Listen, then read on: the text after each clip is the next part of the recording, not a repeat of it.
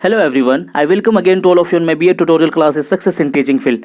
Method paper के सभी paper मैं आपको प्रोवाइड करा रहा हूं वन बाय वन। इससे पहले मैंने आपको एक मेथड पेपर प्रोवाइड करा दिया है मैथमेटिक्स का। अभी जो हम लोग डिस्कस करेंगे यहाँ पर आप देख सकते हैं, ये देखिए इकोनॉमिक्स का जो है वो मेथड पेपर हम लोग डिस्कस करेंगे और ये 2017 का है। लेकिन एक बात बता देता हूँ बच्चे, मैं आपको कॉन्सेप्ट बेस पर आपसे डिस्कस करूंगा। मेथड पेपर बहुत हार्ड नहीं होता है। मेथड पेपर में आपको क्या पढ़ करके जाना है मैं उसी तरीके से डायरेक्शन करूंगा। बस आप इसको सुनते जाइए, आपका सारा सॉल्यूशन निकलेगा। कोई जरूरी नहीं है कि लास्ट टाइम में क्या पूछा गया, क्योंकि मैंने देख लिया है मेथड पेपर में एक ही तरह से क्वेश्चन पूछा जाता है। वो सारे तरीके मैं अभी आपसे डिस्कस करूंगा इसमें। बस आप इस वीडियो में बने रहिए कि किस तरीके से इसको पढ़ करके जाना है, ठीक है।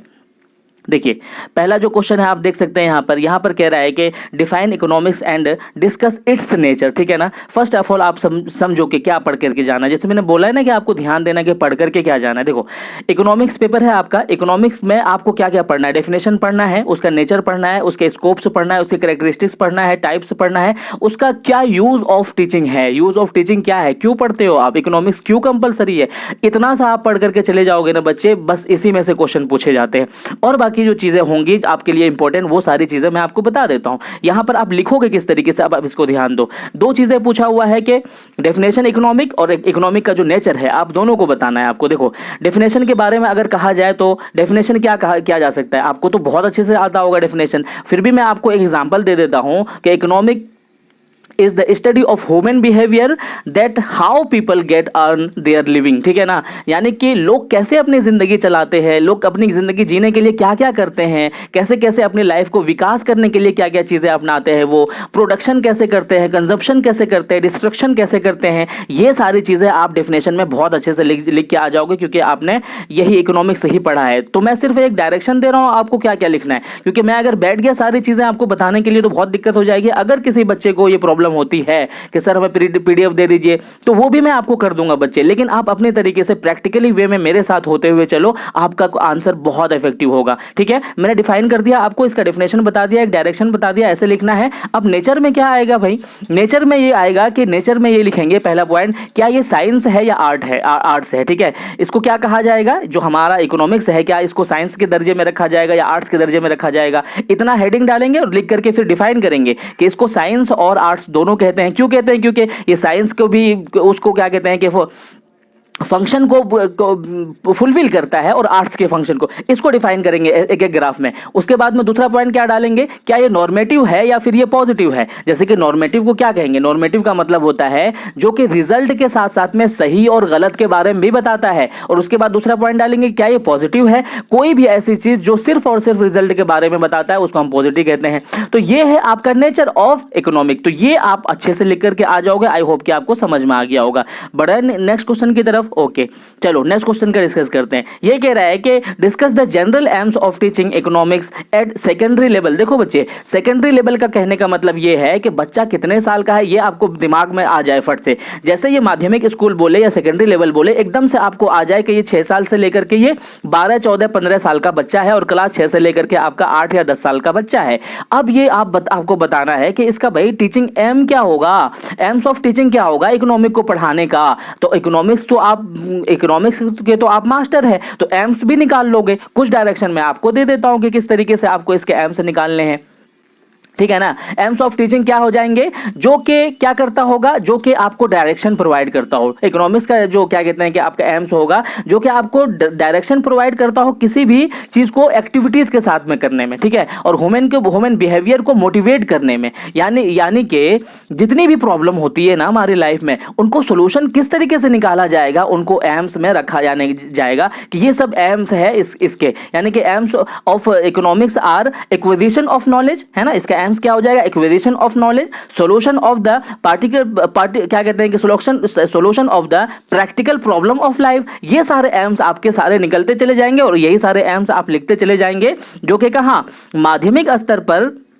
अर्थशास्त्र के शिक्षण के सामान्य लक्ष्यों की व्याख्या, यानी कि ये व्याख्या होती चली जाएगी। मैंने आपको डायरेक्शन दे दिया कि एम्स कैसे कैसे बनाते हुए चले जाएंगे। आई होप कि ये भी आपको क्लियर हो गया होगा। नेक्स्ट क्वेश्चन की तरफ बढ़ते हैं। तीसरा क्वेश्चन आपसे ये कहता है कि discuss the meaning of curriculum construction and define its various principles. ठीक है ना बच्चे, वेरियस प्रिंसिपल्स के बारे में पूछा जा रहा है। प्रिंसिपल देखो यहां पर ये कह रहा है कि सबसे बड़ी बात जो इसमें समझने की बात है वो है आपका करिकुलम कंस्ट्रक्शन। करिकुलम कंस्ट्रक्शन का मतलब ये होता है, करिकुलम कंस्ट्रक्शन का ये मतलब होता है कि करिकुलम में कैसी चीज़ें आप इंक्लूड करेंगे। करिकुलम अगर आप बना रहे हैं तो करिकुलम बनाते समय में क्या क्या बातों को आप ध्यान रखेंगे, कैसे कैसे फ्लेक्सिबिलिटी अपनाएंगे, क्या वो चाइल्ड सेंटर होगा, कैसे कैसे वर्ड्स यूज करेंगे, कैसे कैसे भाषा यूज करेंगे। ऑब्वियसली करिकुलम का ही तो सबसे बड़ा पार्ट होता है ना बच्चों की लाइफ में, तो वो कौन कौन से प्रिंसिपल अपनाएंगे। मैं कुछ डायरेक्शन दे देता हूँ कैसे कैसे अपनाएंगे। देखो ये जो प्रिंसिपल पूछे हुए हैं ना, करिकुलम कंस्ट्रक्शन के प्रिंसिपल बताना है। मैं आपको कुछ गिना देता हूँ, कुछ आप अपनी तरफ से उसमें समझ करके लिख देना।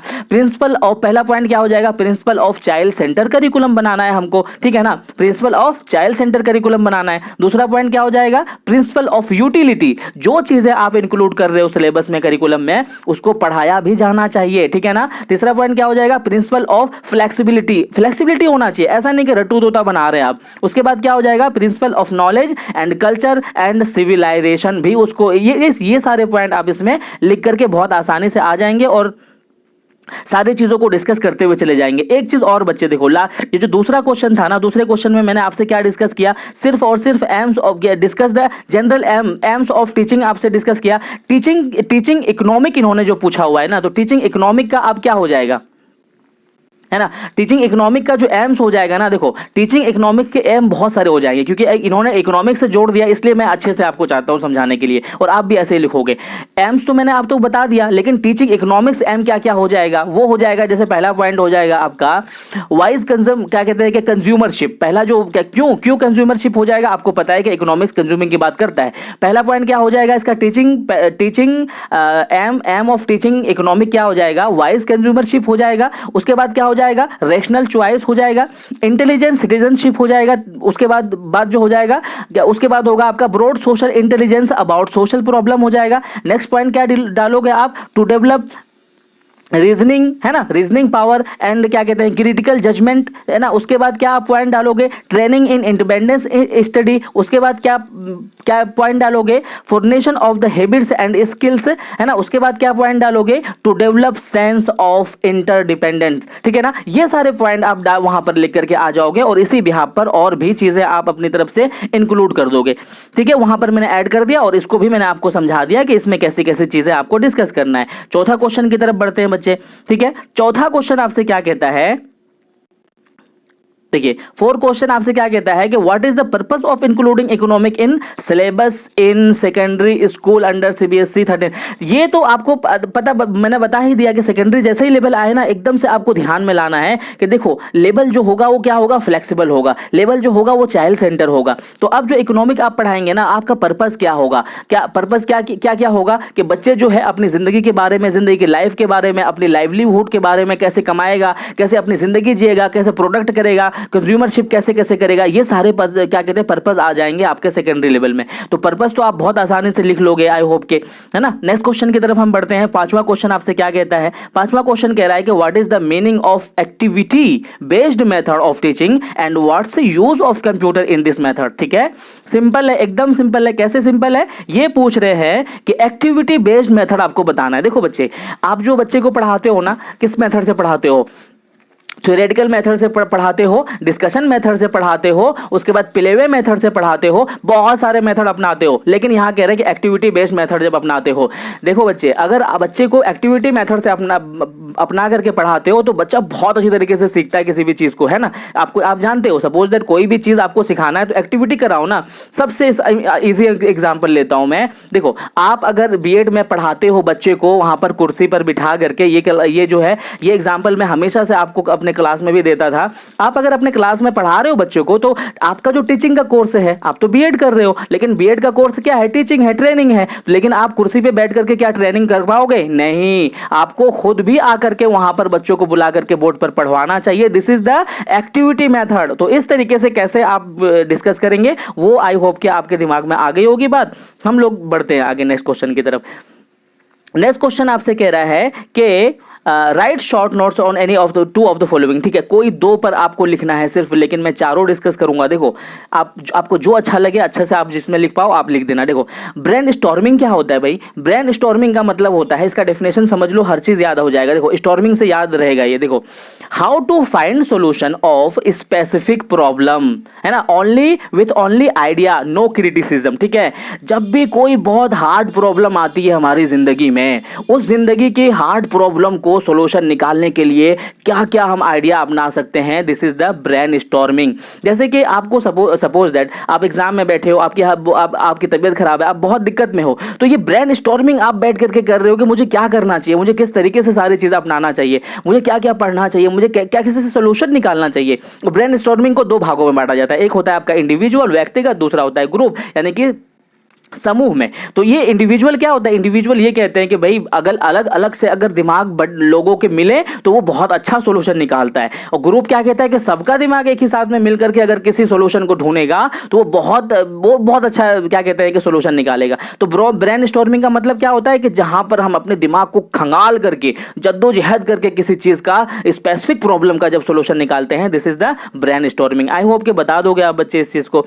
एक्सपेरिमेंट और असाइनमेंट, देखो एक्सपेरिमेंट में कोई भी चीज आप कराते हो, कोई प्रॉब्लम है तो उस पर एक्सपेरिमेंट कराते हो तो ज्यादा बेटर होता है या फिर असाइनमेंट होता है? तो ये चीज भी आप बता दोगे कि असाइनमेंट कैसे आप बच्चों से लिखवाते हो या फिर एक्सपेरिमेंट कैसे करवाते हो, दोनों में से बेहतर क्या है, इस पर कोई नोट लिख देना है, बहुत बड़ी बात नहीं है। उसके बाद होता है आपका डिस्कशन मेथड। देखो बच्चे, मैंने फिर से अभी बोला ना, यही तो क्वेश्चन आया था ना कि एक्टिविटी मेथड और उसके बाद डिस्कशन मेथड। जब आप छोटे क्लास में पढ़ाते हो तो वहां लेक्चर मेथड अप्लाई नहीं करना है, व्याख्या विधि अप्लाई नहीं करना है, बल्कि क्या अप्लाई करना है? Discussion method. डिस्कशन मेथड में क्या होता है कि कोई प्रॉब्लम आपको दिया और दोनों मिलकर के, टीचर भी मिलकर के और फिर स्टूडेंट भी मिलकर के, सब मिलकर के उसका सॉल्यूशन निकाल रहा है और फिर अपनी चीजें वो, अपनी राय वो दे रहा है, अपनी राय आप दे रहे हो। ये सारी चीजें जब हम डिस्कस करते हैं तो हम क्या बोलते हैं उसको हम बोलते हैं डिस्कशन मेथड। सिंपल है। डाल्टन विधि क्या होता है? देखो डाल्टन योजना का मतलब क्या होता है, डाल्टन योजना क्या है, ये देखो, ये एक बहुत बड़ी स्टोरी अगर बताने चला तो बहुत टाइम हो जाएगा। ठीक है, फिर आप लंबी वीडियो देखते नहीं है।